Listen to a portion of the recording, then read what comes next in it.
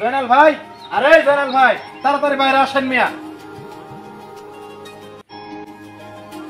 ও sir, আসসালামু আলাইকুম। ওয়ালাইকুম আসসালাম। স্যার ভালো আছো?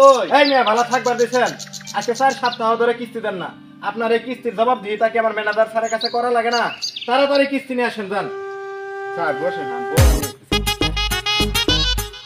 স্যার বসেন।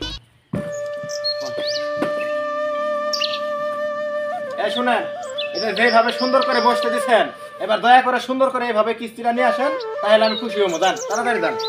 স্যার একটা কথা কই। জি বলেন।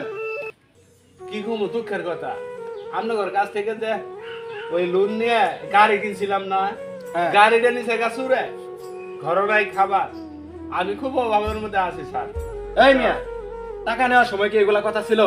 আপনি তো টাকা নেওয়ার সময় তো এগুলা কথা বলেন নাই। অভাব প্রভাব এই সেই, এখন আমার 7-5 বুঝলেন কে? তাড়াতাড়ি আগে কিস্তি নিয়ে আসেন, আমি এত কিছু বুঝি না। স্যার ম্যানেজার স্যারের লাইনে বুঝাই বাজাই কয়ে আর কামাই একজন নাইকে গাড়িটাও চুরে নিছে, আর সামনে কাম কাজ করি আপনাদের লোন আমি পরিশোধ করে দেবো। আমি আর কত বুঝামো? এরপরে না আমার চাকরিটা চলে যায়। আপনি এই নিয়ে 4-5 সপ্তাহ ধরে আমাকে ঘুরাইতেছেন। এভাবে বোঝাবার গেলে আমার চাকরিটা কবে না কবে চলে যায়। আপনি এখন কিস্তি নিয়ে আসেন যান। আমি আর এইভাবে সারের কানে গিয়ে প্রতিদিন বলতে পারবো না। তাড়াতাড়ি যান। স্যার আপনি কইলেন কিস্তি নিয়ে আন, এটা কি গাছের পাতা টান দিয়ে ছিঁড়ি আপনার কিস্তি দিয়ে দেবো? এই জেনারেল ভাই, আপনি কি বোঝাতে চান? হ্যাঁ আমি কি বুঝাবার চাই, মানে কিস্তি আমি দিবার পাবো না?